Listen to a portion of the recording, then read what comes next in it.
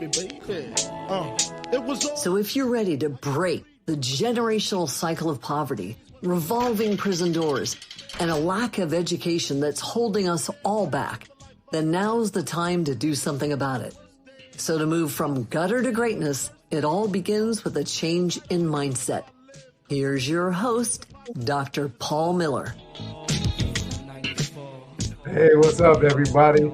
We're here with an episode from the gutter to greatness. We're going to bring you some greatness today. We are going to be talking about a topic that we already dived into, but we're going to dive in deeper today because I got an expert here with us. So if you're ready to break the generational cycle of poverty, revolving prison... He's here with us. I got to excuse that music coming on still. We wanted to hear a little more Biggie up in the background because it used to rhymes used to be, it wasn't everybody's favorite, but then he became everybody's favorite. He turned ashy to classy. So my boy who was ashy, now he's classy. Now, I don't think he was ever ashy. He's always been classy. I have Dr. Leonard Brock with us today, who is an expert in his field. Used to run a poverty initiative. So who better to talk about generational poverty than someone who has dived into it, has done the work, is trying to work to change communities and change lives. So I'm going to have this brother introduce himself to tell you all what he's done, who he is, and we'll get into his stories a little bit later. But just tell us, your background in poverty. Tell us who you are, what you've done, and why you do what you do, brother. Dr. Leonard Brock. Appreciate you, brother. Well, yes, like you said, I've worked in this space for quite some time. So my name is Dr. Leonard Brock. I currently work in philanthropy. So my job is to work with community foundations across the country to support their strategy or economic mobility agendas within the various communities across the U.S. But prior to CF Leads, where I work right now, I was the founding executive director for the Rochester Monroe Anti-Poverty Initiative, and also was the founding director for Rock the Future, which is an education reform effort with economic mobility as a North Star. So I grew up in Rochester, New York, one of the most impoverished zip codes in the country. And for me, there's the lived experience, but there also was the anger from the lived experience that caused me to stay on this course over the last several years. I always say there's a hot anger and a cold anger. A hot anger, it dissipates. It's easily tempered, but a cold anger is methodical, it's calculated. It was that cold anger that kept me focused on poverty reduction. Having grown up in poverty myself, it was something I wanted to mitigate as an early youngster. So my entire career has been predicated on doing exactly that. I worked for a settlement house for a number of years. Like I said, I currently work in philanthropy. I worked on anti-poverty initiatives, and also, I taught at the collegiate level. I've done a lot of different things, brother. So, Okay. It's all. Now I gotta ask a question. So you helping organizations get some money, some money? I do. I okay, this is off topic, but I run a non-for-profit in Rochester, New York. Right now, it's called Charter Champions, and we're supporting over 25 charter schools to improve the educational pipeline, trying to improve it with educators of color. And so we do training, we do education, we do actually finding low luxury houses for educators. And we're working with developers to put housing in place for educators that is affordable but luxurious, because luxury and education are usually synonymous, right? So we're doing some things around that. We're also trying to celebrate education. We're trying to bring better benefits to the charter school world. There's a bunch of different things that we're doing. So I'm putting them on the spot, y'all. Can you help us find some money out there? And I know it comes with a cost, and but you should be paid for it. We get it. So can you help us find money? Tell me a little bit more about that. I can help you navigate the national landscape. So I'm not 100% certain if I can help you get money, with the exception of supporting the local community foundation. So do you do any work with the Rochester Area Community Foundation by any chance? We haven't yet, and I've tried to reach out to the brother there, but he's been hard to get a hold of. Okay. So we should definitely have the conversation. I may be able to help you navigate the national landscape. Whether I can help you score some dollars, that's it just depends. Because I work vicariously through community foundations across the country. So the project that I'm working on right now is funded by the Bill and Melinda Gates, but it's working with community foundations across the country who they themselves fund of various projects. So depending on the alignment between your organization and the Rochester Area Community Foundation, or your organization or one of the surrounding community foundations. I'm not sure if you do any work in Syracuse, Buffalo, the surrounding areas as well. Their community foundations are very much engaged in the work that I've done in the past. For example, the Buffalo Community Foundation, we just completed a webinar. I just actually conducted a webinar with the Buffalo Community Foundation this past week. And it also participated in the pilot project for the Bill and Melinda Gates funded project that I oversee. So there's a lot of things that we could piece together. But so let's definitely have a conversation. No promises, but let's definitely have a conveation. Figure out. And we need promises around here. I don't want to hear all that. See, y'all. He led with, so he is not a politician, y'all. So but he led with no promise. I need some promises. I need a guarantee. I need some money around here, brother. Because guess what? We're trying to fight this generational poverty. Because we're trying to get more people educated. We're trying to put educators of color in here so that our kids become educated differently, and that they can make connections and relationships with the people who are in front of them. And so it's crucial, the work that we're doing. And so, I know there's no guarantees. I know you're going to help me, so I'm giving you a hard time. No, that's all good. We need some promises around here, man. We need some continued funding so we can continue to pour into this community. And so, I'm gonna put you on the Gut of the Greatness audience spot, where you're gonna have to commit, where the people from the gut are gonna come after you if you can't get us some money, man. People want to see us win. People got to understand I'm still from the gutter, so they don't want to do that. All right, so let me hear about that. So do you have your own gutter? And I know a little bit of it because I was there for some of it, right? So, but do you have your own gutter story? What's your own Gut of the Greatness story, man? Like tell the people, like, really, like dig in, man. Forget all that educational jargon and all them big words that you like to use, man. We don't want to hear all that. We from the gutter, man. I want to hear what it was like, man, when the roaches was crawling on you when you were sleeping, and when your brother's butt was in your face because y'all only had one bed and there was 4 people sleeping in it, man. What's your Gut of the Greatness story? Talk to us. Yeah, listen, I can speak to most of all of that right there, man. I grew up in Willie Warfield Projects, one of the project complexes in upstate Rochester, New York. And for me, I grew up with no aspirations of going to college. I never thought that I was even going to finish high school. So my gutter stories we could be here for hours, but I'll keep it simple. There's 3 different things I lift, and the only reason why I'm lifting it so I can be able to shed light on how to transition from point A to point B.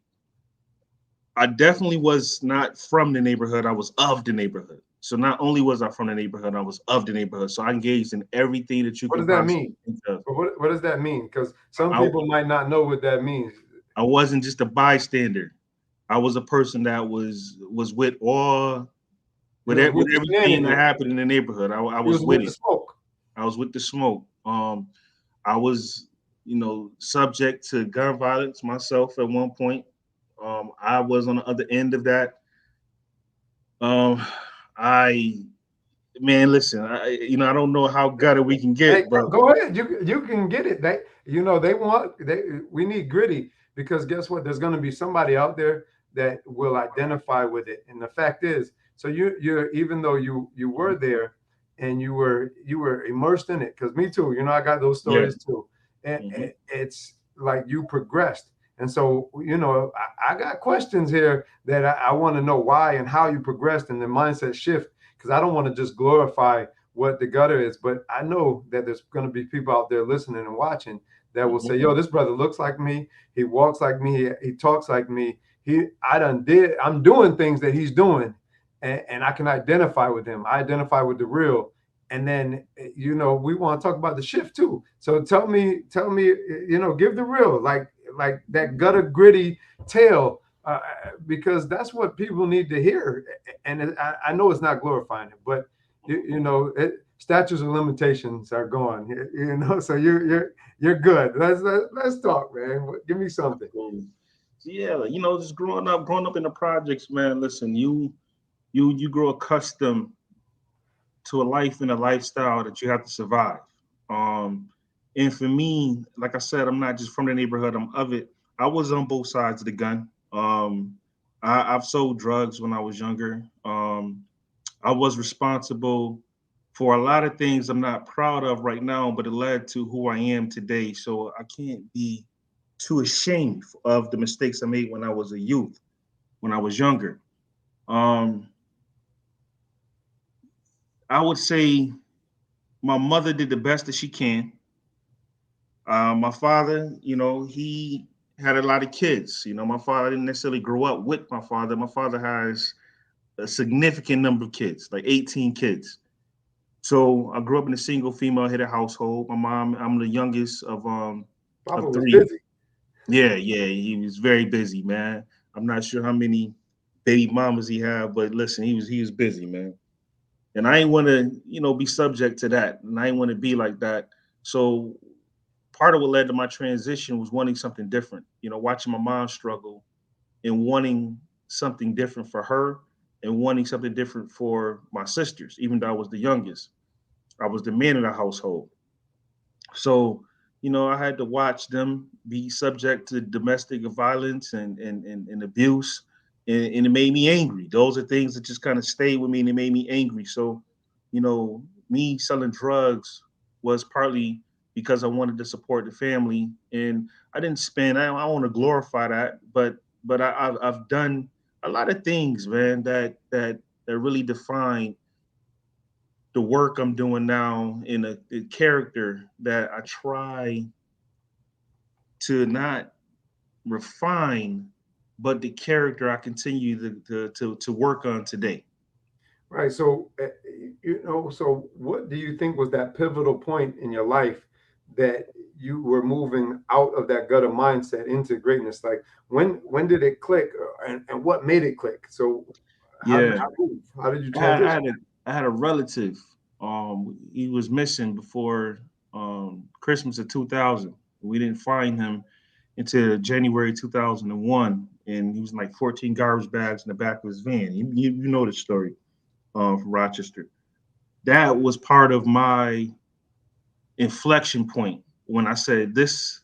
He was fly. He was somebody who was well respected, well regarded, well loved, and for him to be subject to that type of violence, I had to ask myself, if I continue to go down the path that I'm headed, what's down the road for me? So it made me think about things differently. I was in college, and the reason why I was even in college, and I stayed in college because I was the weed man when I was in college. I went to SUNY Brockport. First, I went to University of Buffalo. Got into a lot of trouble there. I did good, somewhat okay academically, but I transferred to SUNY Brockport. At SUNY Brockport, I have my son, who's now in North Carolina A&T, who's 21, going to be 22 years old in a few days now. Congratulations. Good looking, good looking. So my life when I was at Brockport was like a whirlwind. Even though I was in college, I was the weed man. I didn't take school as serious. I had a child. I was just trying to figure it all out. But when my cousin, my relative, when that happened to him, it really caused me to think differently. It just forced me to think about a different reality. So my mother, who has since transitioned. She transitioned August of 2019. At the time, she was pleading with me to say, listen, son, you got a lot of potential. God has great things in store for you. You need to change what you're doing because you're headed down the wrong path, and I don't see any favorable outcomes for you if you stay on this path. And my mom, I trusted her, I respected her. So when she was speaking that type of life into me, it caused me to, start making some changes at that point. It wasn't cold turkey. It didn't just happen overnight, but that started the process of change. And then one tragedy after another happened. There was an old statement that I heard some years ago that said there was two things that make a person change their life: tragedy and religion. I had a little bit of both going on at the time. I'm more of a spiritualist now, but back then I was very religious, and I was starting to get into the church as a way to change my life because I needed something different than what was going on. And I had all those tragedies. I had was one tragedy after another tragedy. There's a lot of deaths that took place. A lot of people I grew up with that are no longer living, and I just that led me to just starting to think differently about my future. And that's when I started to take school serious. And school was another hustle for me. School was a hustle. Right. And it sounds like the tragedy and, like you said, tragedy and religion. I remember those experiences. It was interesting. There was a common path. Like I went to UB. I actually was trying to sell weed at UB too. Like I tried to do that as well. I was hurt and couldn't play football anymore. And I transferred. Luckily I didn't never get caught or get in any trouble, but I transferred to Brockport.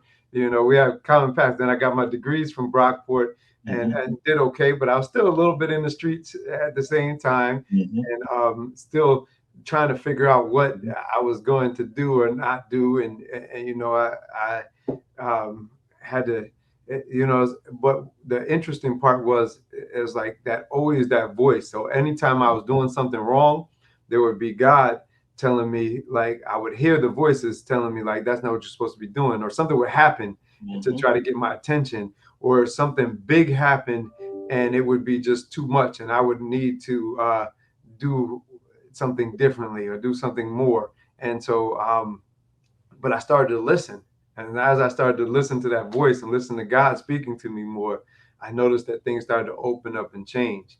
And so why do you think that there's so many young Black men specifically? My audience is everybody. I love the ladies. I love the ladies, but I love everybody as well. But I really want, and I'm hoping that we can help influence and change and empower some young Black men, and to do something differently. But why do you think so many of our brothers are stuck? Why are they stuck in that mentality? What's your theory? Conditioning, man. A lot of it is programming and conditioning. When you are told from the very early ages, 3 and 4, that you're not going to be this and you're not going to be that, or the systems that you have to navigate are not working in your favor, it's conditioning, it's preconditioning, and it's programming.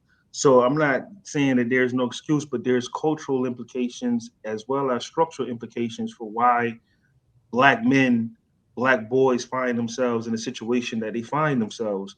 And it's very unfortunate. But when I was in college, had a Panamanian friend, and I remember her parents told her like the worst thing that you can do is to date a Black man. Why is And that? and because of the stereotype. So when you're fed that type of negative thinking and you're being told these negative things, it's only a matter of time, especially if young impressionable mind, you'll start to believe it. You'll start to believe that you can't do this or you're not supposed to do that. Um, so that's part of it. And then young Black men, we're not taught how to love one another, but we're not taught how to love ourselves. We're taught how to hate ourselves. And I always say that in the absence of love, self-love, the world outside of you is only a mere reflection of the world within you. So if you don't learn how to love yourself, the world outside of you is going to mirror the very thing that you have working within you. So I think it's a number of different things, and I don't want to ramble here. Um, like I said, it's the conditioning, it's the programming, So, so, it's but dig deeper. Where's that conditioning coming from, and where's that programming coming from? Like, where do you think it all starts? Because we didn't. You're not necessarily born like that, right? We all born, and we're getting programmed from our parents. But where are they getting it from? Where does it start? It's structural. So they got you got the Welfare Reform Act. You know, you can go back to Vietnam War when men were when they went to war and they came back home, they were allowed to be part of their families in order for the family to continue to receive government support. And that was devaluing the black man from a very from that particular standpoint. You even go back further to you know, I don't want to, I hate having the slavery conversation all the time, but there's a lot that took place in the epigenetics that's been molded within our DNA as a result of what the trauma that we experience from slavery that predated slavery and even Jim Crow and civil rights and all the eras of inequity that existed thereafter. Um, so yeah, I think the programming, the conditioning is structural. Um, it's something that has taken shape and taken place for decade after decade, generation after generation. And I'm not sure if the audience is familiar with epigenetics, but all that trauma is stored within our DNA. So, you know, Paul, I'm not sure if you're still there. I don't see you. Yeah, I'm here. I'm here. Okay. I, I put the spotlight on you, brother, because you kicking some good stuff. So, I got you. I got you speaking some truth, and that epigenetics is real, man. It's a real deal, and I want you to dive in because I think so. In my new book, From the Gutter to Greatness, I give an example about that trauma, right? And so that trauma, how it's ingrained in DNA. And so one of the things that I deeply believe is, and they say alcoholism, right? That's put into your DNA. So if you're an alcoholic, there's a good possibility that your kids and their kids could be alcoholics because that trauma and the damage gets put into the DNA and then it gets passed through the DNA, right? And so a lot of white folks, a lot of folks out there will say, "Oh, slavery was a long time ago. We need to get over that. You need to get over it, and it's over and it's done." But what's interesting to me is if and I told a fictional story that could be real somewhere, but a story of a little white girl who was abducted and who was raped and abused and God forbid, I hate that to happen to anyone, but who was abducted, who was raped, who was abused, and then later on found, and then when she was found as an adult, the trauma that she experienced, and I try to paint a light of if you could understand the trauma that she went through, and you could understand that and empathize with that trauma, and then think about how that trauma now later affected her family, the family unit that was intact, and then on top of it, when she has kids, how's that trauma going to affect those kids? And you could believe that, you could feel it, and I give some a real detailed indication of what when occurred in this fictional story. But I think people can believe it more because they don't believe it when we tell them, because we look different, right? Or we have a different commonalities, I guess. But talk about that. Can you go with that a little bit? The Yeah. epigenetics. What do you? How real is that? What does that even mean for those out there? What is the epigenetics of it? Yeah. Epigenetics. So trauma is stored, like we said, within the DNA and is passed from one generation to the next. And this is biologically, scientifically proven. So, without getting too nerdy as it relates to um, the makeup of the human body, there's things that are imprinted within the subconscious mind. In addition to what's your DNA template, the subconscious mind picks up on a lot of information. You have some people that says, energy is not created or destroyed, which we know. So when you were born, the energy that predated your birth is passed on to you, that energy imprint. So considering the simple fact that energy is not created nor destroyed, and you are born, let's just say I was born in 1981, everything that my mom went through, everything that my father went through, everything that my grandparents went through, I become the sum total of those experiences. although my conscious mind may not necessarily fully grasp or understand it, it's still embedded within my subconscious programming. So I'm born with the subconscious programming, and I'm predisposed to these things that have taken place prior to my existence that still informs and conforms who I am as an individual, as an adult. So I'm not necessarily the biologist or the scientist that can speak to it, but I will say these two things. Epigenetics is real. It's scientifically proven. I'm not the expert that can speak to it, but there's so many experts like Bruce Lipton. Um, he's someone who speaks on the topic, and I recommend that the audience do some research and look into Bruce Lipton, because he's a scientist that has proven this time and time again. There's another Joe Dispenza is another person that speaks to epigenetics, and I think that he's a person that the audience should do some research and look into as well.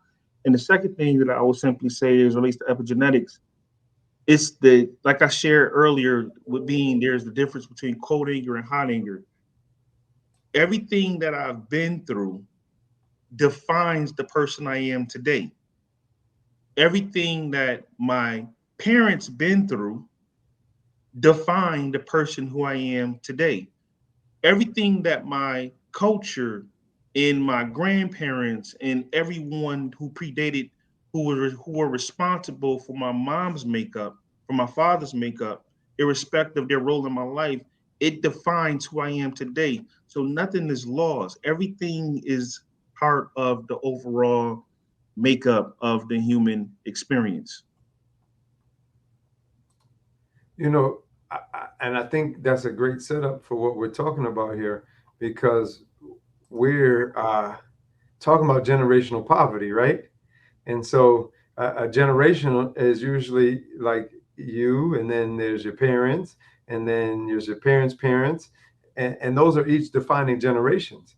So if your parents went through trauma and you went through trauma, and now your kids, it's genetically ingrained in them that they're Mhm. already having some setbacks. And so I personally believe that it was systemically designed that way, because there are institutions and government and the world who doesn't want us necessarily to get ahead, because they're afraid of what may happen and might cause some change. Because it was interesting. I heard Steve Harvey talk about the other day. He was talking about where Trump said "Make America Great," but making America great was an excuse for people to express how they feel, and that it wasn't great because it's not back how it was, 50 years ago or 60 years ago. And institutionally, there's some similarities, but we've progressed slightly, but it's become more hidden. It's become more covert than overt. And he was saying, like, let's take it back to what it is, and trying to keep us down.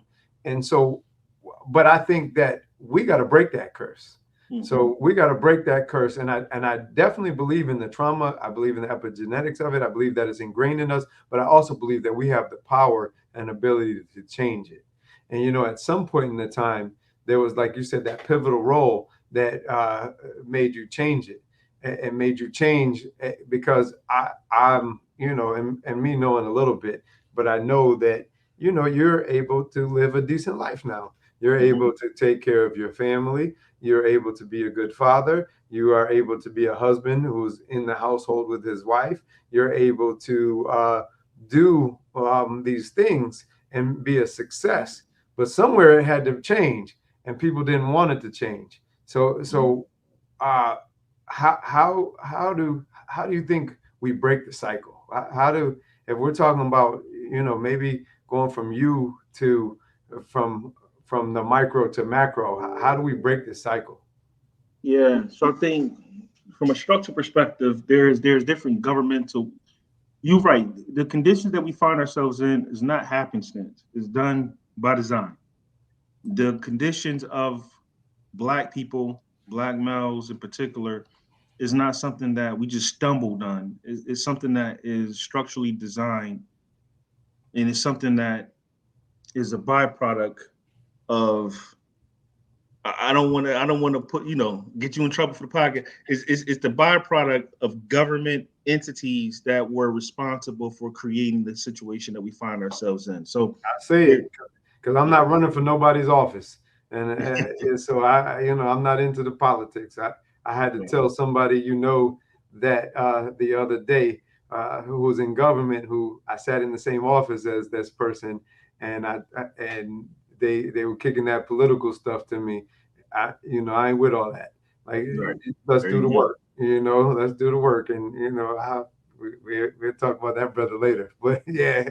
All right. My brother. So yeah, a lot of it, from redlining to the GI Bill to the disbursement bureau, there is a lot of different implications that took place from a structural perspective that created the conditions that we find ourselves in. So I would say if government created the problem, government could also resolve it.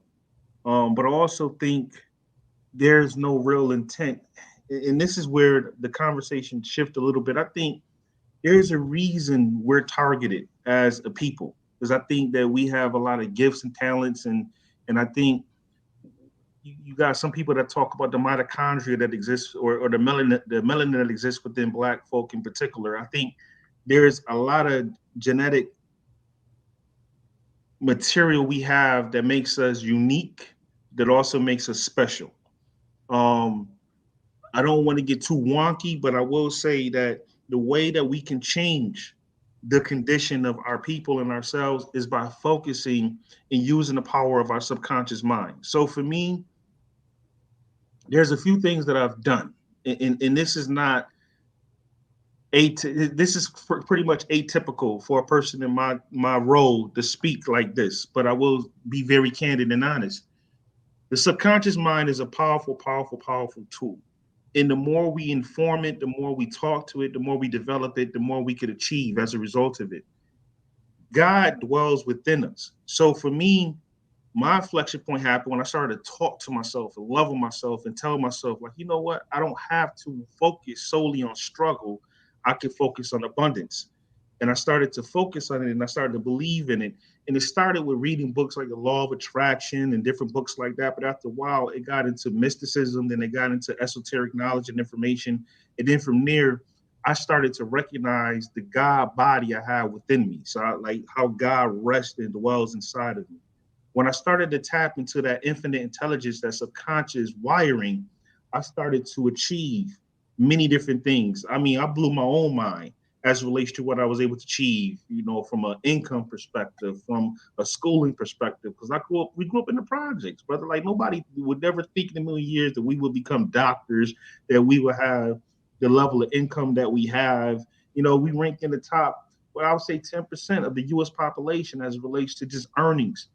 So that doesn't happen because a person is just, saying, whoa, me, and just sitting on their hands. So for me, it really took reprogramming my subconscious mind. Once I started to reprogram my subconscious mind, I started to talk power. And then I put the action behind it. I actually went to school, I worked for it. I started to challenge everything that I've learned, and I started to just experiment with different things. And it started to happen. So, what I would recommend for folks to do to break this is to really tap into that subconscious wiring, to start speaking, to not focus on the struggle, but focus on the opportunities, focus on the things that you want to do, that you may not even think you can do. Just really understand that God created us in his image. So whatever that fabric, whatever that divine fabric, that divine light that exists within us is also part of something greater than us. And I think tapping into that is an opportunity for you to be able to change one's life. And that's what I was able to do. Um, that's not the practical response, or it's not the very tactical response probably to the question, but it's something that works for me. And I think there's a real response. I think it's something that somebody could follow, right? And I think Mhm. that's what I'm hoping for, is that someone says, "Yeah, well, how do I do that? And then how do Right. I break this generational curse?" And but you think about it, that there was probably a lot of pain and trauma. So like, have what has been like one of the deeper pains or traumas you've dealt with because of this cycle? Yeah, absolutely. So my mom died young, growing up poor. She worked as a CNA. She had some health complications as being a you know I don't want to say low earner worker, but being a person who didn't necessarily have the means um, to do the type of work that I'm doing. She had a lot of wear and tear in her body. It led to her having cancer, and that was very traumatic for me. But even battling, watching her battle her mental health challenges growing up poor was something that was very challenging as well because she struggled financially. So there was times when she tried to check out early. There was a time when I was 8 years old. My mother, she had since transitioned, but there was a suicide attempt. And I remember being 8 years old and watching her on the kitchen floor in a pool of blood. Like that was very traumatic. Right. But the reason why she attempted to kind of like cut her life short was because she was struggling. She got tired of struggling. She was overwhelmed. And that wasn't just her story. That was so many other stories of the people I grew up with in the projects. But being 8 years old and watching that agony, watching that pain on your mother's face and not being able to do anything, it will change you. And it changed me. Watching my sister subject to domestic violence because they felt like they was looking for something that they wasn't learned to develop at home or felt like they got or received at home. And they being young and watching that happen and not being able to do anything. So those things kind of molded me. It made me really angry. Um, and The- at one point I was aggressive. But yeah. Now, let me. So I got a question there because this is interesting, and so a lot of like from the gutter to greatness is going to be digging into to where they were at previously to where they were going, and we're having to be talking about generational poverty on this episode, but just that gutter story. Now, what I found is that the trauma usually creates a vice, right? And so some type of vice that creates. So this is a question my audience is probably going to hear coming up with multiple guests across the board. But like, what was your vice? Because I know that for me, I had a vice to deal with my trauma because a lot of my issues and a lot of my gutter, the trauma was because I had issues behind dealing with. I had a mother who was a victim of domestic violence. She was depressed. I was left alone. I had a lot of so I had issues with women. So my vice became women. And then I had other people, like I tell stories in the Gut of the Greatness book, that I had a good friend and one of my cousins, and I used them in the book without saying their name, but one was alcohol, one was weed. And I talk about how they masked their vice. And sometimes we have multiple vices. Sometimes it's anger, sometimes it's aggression, sometimes it's violence. What and I'm not trying to plant your vice, but what did you have a vice? What was your vice? My vice was similar to yours, brother. Women, man. Yeah. I had an issue with women and not abusing women or not being in a situation where I was lying to women, but just the need to have a woman or just multiple women in my life. And That see, that that's was what I learned too. Like, and I think we learned like a similar error is like that the multiple, like it was quantity over quality, and it was like almost like it was a badge of honor. Like, take one more drink or get one more drug. It was almost became an addiction and became a habit where I know that women became my vice, and that I would try to use them as a conquest, and then I would want to feel better about myself, to feel the love and to fill the void that often I didn't feel, that I felt empty without that. And that was something that was, and I have to check that vice, and where I'm in a much better place. But I have to mentally, physically, spiritually check that vice now, because they say once you're an addict, you're always an addict.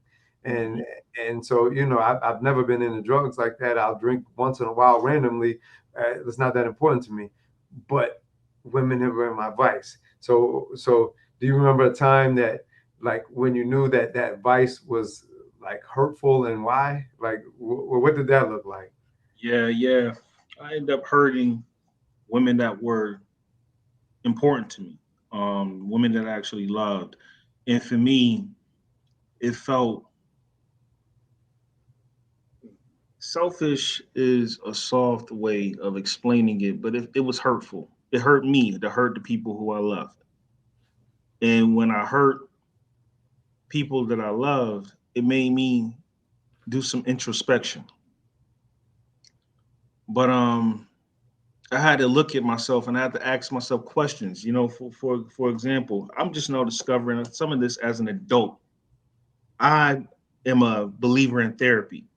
I believe that people should take advantage of therapy at some point in their life if they have trauma or stuff that they never dealt with from their past.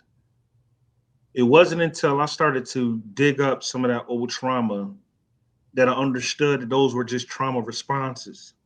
Hmm.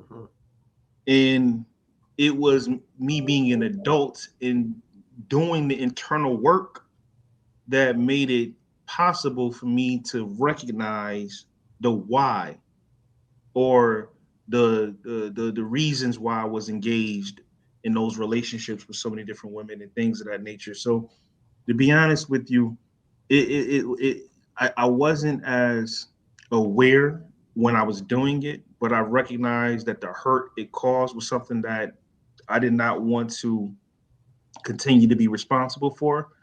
And it wasn't until I was an adult that I started to do some of the internal work where I started to recognize why and how they were trauma responses. And to be honest with you, a lot of that is insecurity. You know, it comes from a place of insecurity, it comes from a place of just lacking, you know, self-love and not taking care of self. Because when you recognize that the world within is reflected outside and vice versa, you'll start to recognize that you have more control over everything that goes on in your life when you do that internal work. Right. And so what do you think you needed to heal? And you know, what was that healing process look like? Because as Black men, we're afraid of the healing, right? We're Mhm. afraid of the therapy. Like, I've had a therapist for years, and I've had to unpack as well. And you know, Mhm. I'm not embarrassed or ashamed to say that has helped me get to a better place of unpacking and trying to figure out who I am and who I need to be and what do I need to do to heal, and also identifying and checking those triggers so that I don't go back to some of those feelings, because those emotions, like my emotions, I didn't learn how to process my emotions. Like, I was emotionally taught, like, you know, men don't cry. I was emotionally taught that, you know, you put it away in a box and, you know, survive, versus Mhm. being in tune or in tap with those emotions. Like, what did you need to do to heal? Yeah, that's a really good question. Actually, you asked a number of good questions. Right,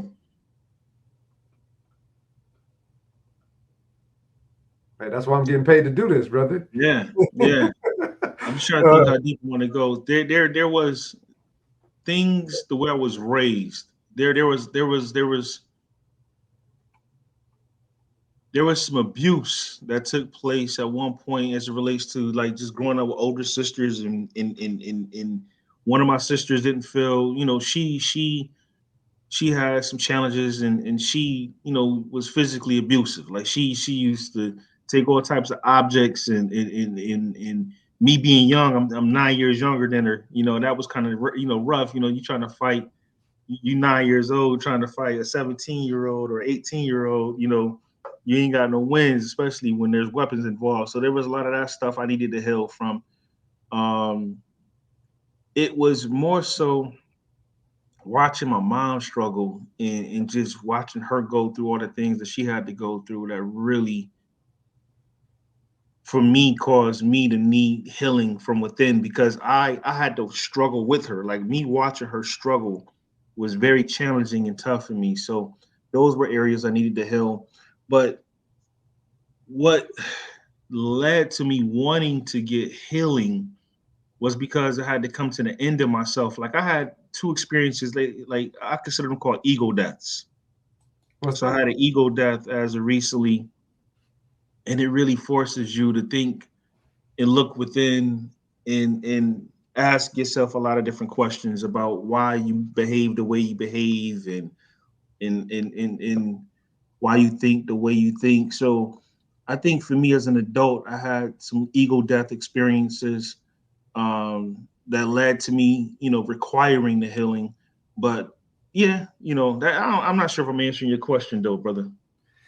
You are, and because it was what did you need to heal from, and it was, and some of those traumas, and even mine was, I think some of it was sexual experiences too young, Mm-hmm. way too young, that created a false image of of of self-soothing, like, okay, so I wasn't getting what I needed, and oh, this, I like this, and this created it created more of a, like a thought and a feeling, like, oh, this is how you make yourself feel better, and then diving into that, where some people immerse themselves with drugs, like, oh, okay, this high makes me feel better, but now this makes me feel better, so let me do it as many times and as often as I can with as many people as I can, and then figuring that out, and that trauma that occurred, in which it was difficult, it was real, and Mm-hmm. it's still dealing with it, and it's like figuring out how to heal from it. And the first thing is identifying it, I think, right? Mm-hmm. So identifying and trying to figure out and help others figure out what do they need to heal from, how do you identify it, and then how do you be willing to dig into it to get better faster, Mm-hmm. and that's because, like, we've identified, right? I think we've identified that it's genetic, like it's ingrained. So there's trauma, and all these traumas, a lot of this stuff comes with poverty, and it comes with an impoverished mindset that was designed for us. But now, how do we start to break it? But first of all, it's internally, I think, Yeah. and so I hear you keep saying, and what I think many of my brothers out there don't realize is that it's going to start with you. Yeah. And, you're going to have to change. If you change you, then you can help change others. But how do we do that? And because the cycle is perpetuated, and it keeps continuing. And we got brothers who like, or are complacent, who like the cycle, Right. who like the cycle and who are okay with it. But what do you think that? So what does uh, our community need now? How do we get them to feel what we're saying? What do they need? Right. I think the community need examples like you, myself. They Appreciate need exposure to examples. They need to have these real opportunities and be able to expose themselves to real conversation. I think those of us who made it to the other side of the equation need to be transparent as relates to our experiences and our exposure. That's one of the reasons why I love this podcast, because many people, if they overcome the obstacles, because it's not about what you achieve, is what you overcome. But we spend more time focused on what we achieved, and we don't shed light on what we had to overcome in order to achieve the things that we have achieved in life. But if we could be able to shed light on what we had to overcome and be able to expose the world to those things, and be transparent with how we were able to overcome them, be transparent about our limitations and some of our flaws, and be able to have those real conversations, we'll help more and more people be able to overcome similar challenges. They have to be able to understand. Well, people who are struggling have to see examples. They don't have to be role models, but they have to be exemplars, and the exemplars have to be accessible. So, like the young people that get a chance to interact with you, their lives are going to be transformed because you're very transparent, you're very candid about your success, and what led to it. Is going to give them to say, you know what, I may have sold drugs, I may have been shot before, I may have shot others, but if this person could turn their life around and become a doctor, I could do the same thing. I don't have to look at my life and because I made one or two mistakes, that defines me for the rest of my life. They have to be able to identify with individuals that went through similar obstacles and been able to overcome those obstacles. So I think that's part of it. I think the other thing too is for us to stop participating in the game. Some people refer to this in various different ways. They call it like the matrix, for example. I don't know what you Right. want to call it. Okay. But at some point, if enough people, if a critical mass says, you know what, enough is enough, and just stop participating, the game gets shut down.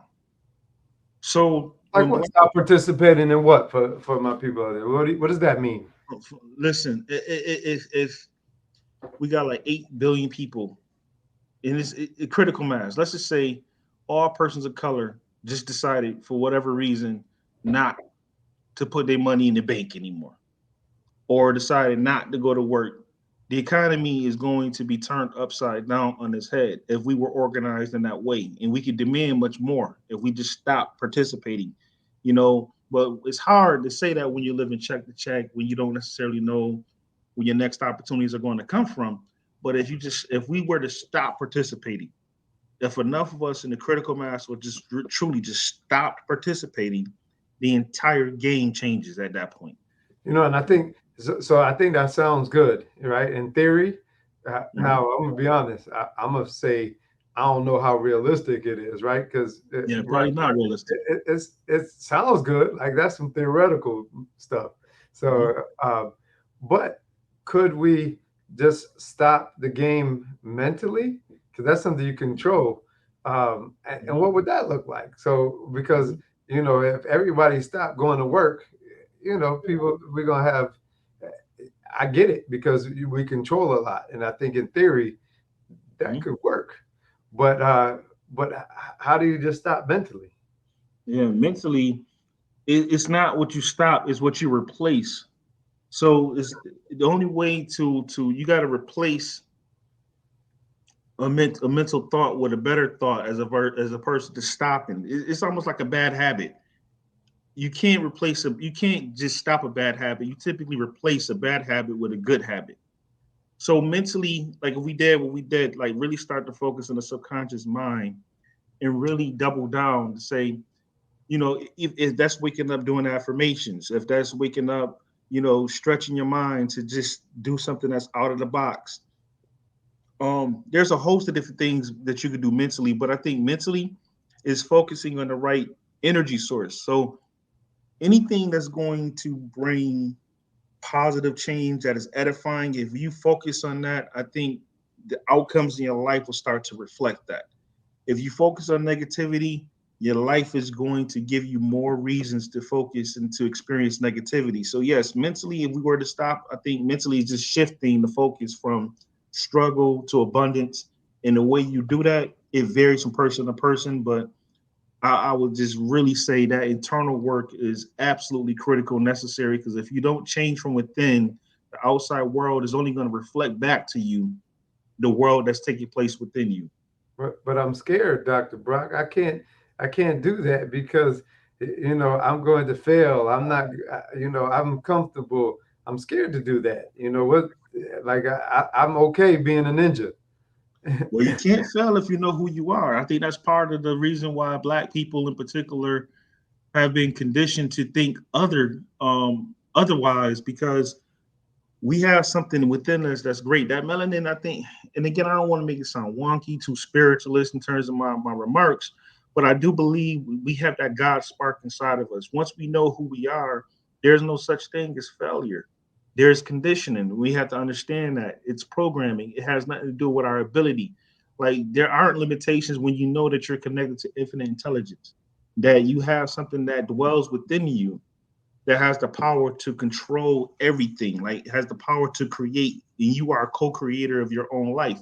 I think the more you can tap into that and experience small changes, small wins, start manifesting things in your life, you'll start to be more of a believer. But it definitely starts with having the right mindset for sure. So if you were going to have somebody take away and give three things that someone could duplicate to start their own greatness, and whether you're talking to everybody or my brothers out there, Hmm. um, if you were going to have some takeaways, what Hmm. would you want them to take away to start their journey to their own greatness? That's great. One is do some self discovery, do some research as it relates to who you are. Know who you are. This is not a religious suggestion or response. It's just spend time knowing who you are. And what I mean by that is tap into that subconscious mind, that infinite intelligence. I don't care if it's doing meditation. I don't care if it's staying in constant prayer, morning affirmations, whatever you can do, but spend time developing the internal man. I recommend that. Two, it requires healing. The same way I expressed, I had a ego death later in life, and I had took the time to do some self-healing because I was forced into it. If people have experienced trauma, I would recommend that they tap in with a therapist, that they get the necessary healing that's required so they could show up differently.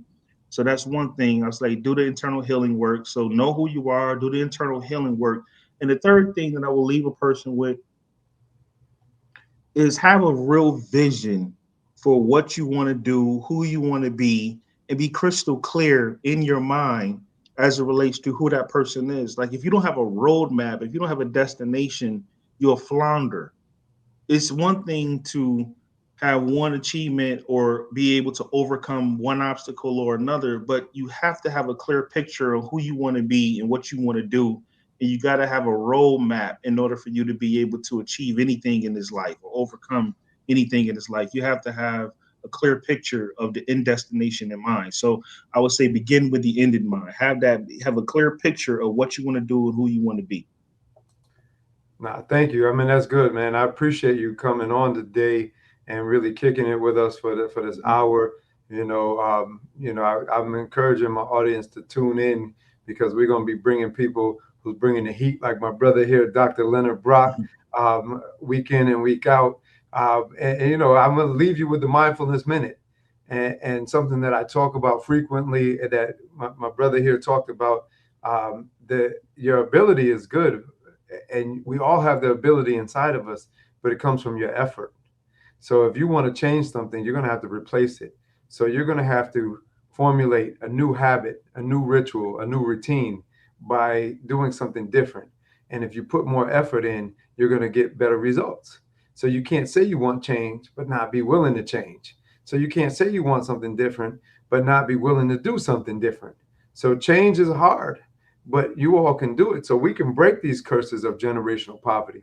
We have the ability to change and eradicate and do something different with our DNA. So by breaking this cycle and putting something positive into the future generations that come for us. So, I just encourage my brothers, I encourage my sister, I encourage everybody out there that generational poverty doesn't have to be a lifetime sentence. You don't have to be stuck. You can do something different. And, my brother here was kicking it today. He was giving us a lot of knowledge and a lot to think about. So I encourage you to think about it until next time.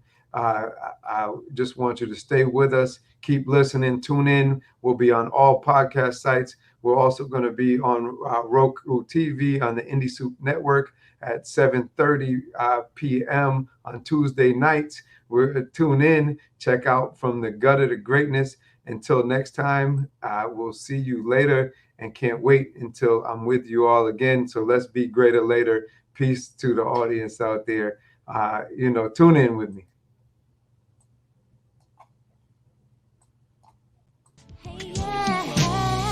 That's it for today's episode. So head on over to iTunes or wherever you listen to podcasts and subscribe to the show. One lucky listener that posts a review on iTunes will win a chance in the grand prize drawing for a $25,000 private epic VIP day with Dr. Miller himself. Be sure to head on over to guttertogreatness.com and pick up a free copy of Dr. Miller's gift and join us on the next episode.